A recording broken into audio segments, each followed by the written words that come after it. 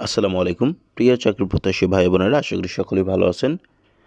বিনা অভিজ্ঞতায় সম্পূর্ণ নতুন একটি নিয়োগ বিজ্ঞপ্তি প্রকাশ করেছে বাংলাদেশের অন্যতম শীর্ষস্থানীয় ঔষধ প্রস্তুতকারী প্রতিষ্ঠান বেক্সিমকো ফার্মাসিউটিক্যালস লিমিটেড, যেখানে সরাসরি সাক্ষাৎকারের মাধ্যমে সকল জেলা প্রার্থীরা আবেদন করতে পারবেন। এই সার্কুলারটিতে আবেদন করতে হলে যে যোগ্যতার প্রয়োজন, যে কোনো বিষয়ে অনার্স পাস হতে হবে এবং এসএসসি পর্যন্ত বিজ্ঞান শাখায় থাকতে হবে। এখানে এসএসসি এবং এইচএসসিতে মিনিমাম জিপিএ পেতে হবে 2.50 এবং অনার্স লেভেলে 3rd ডিভিশন হলে আবেদন করতে পারবেন না। এখানে বাংলাদেশের যে কোনো জায়গায় কাজ করার মন মানসিকতা থাকতে হবে এবং আপনার বয়স সর্বোচ্চ হতে হবে 33 বছর, মানে আপনার বয়স 33 বছর নিচে হতে হবে। এখানে ইন্টারভিউয়ের জন্য যে সকল কাগজপত্র সঙ্গে নেবেন, এই দক্ষতা যদি আপনার মধ্যে থাকে, eligible candidate are requested to come for a walk in interview along with resume and 2 copies of recent passport size photographs as per the schedule. যে সকল স্থানে আপনাদেরকে ইন্টারভিউয়ের জন্য উপস্থিত থাকতে হবে সেগুলোর নাম নিচে দেওয়া রয়েছে। রংপুরে তাদের ঠিকানা, ডেট অ্যান্ড টাইম 9 এপ্রিল 2025 তারিখে বুধবার সকাল 9টা থেকে 11টা পর্যন্ত।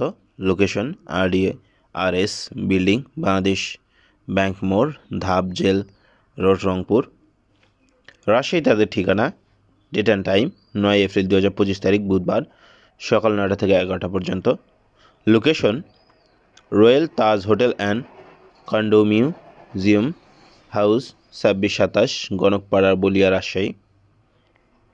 ময়মনসিংহে তাদের ঠিকানা, ডেট অ্যান্ড টাইম 9 এপ্রিল 2025 তারিখ বুধবার সকাল 9টা থেকে 11টা পর্যন্ত।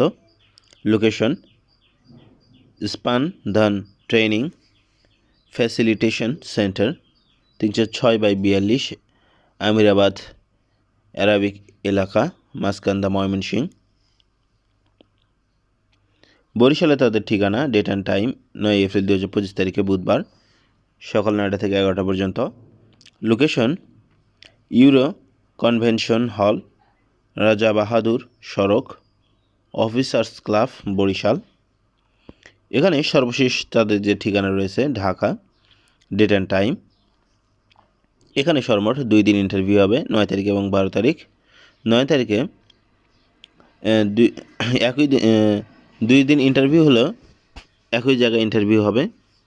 Location Beximco pharmaceuticals training centre, Mirpur, DOHS cultural centre, 7 তলা, road 9, main road, Mirpur, DOHS Pallabi, Dhaka 1216।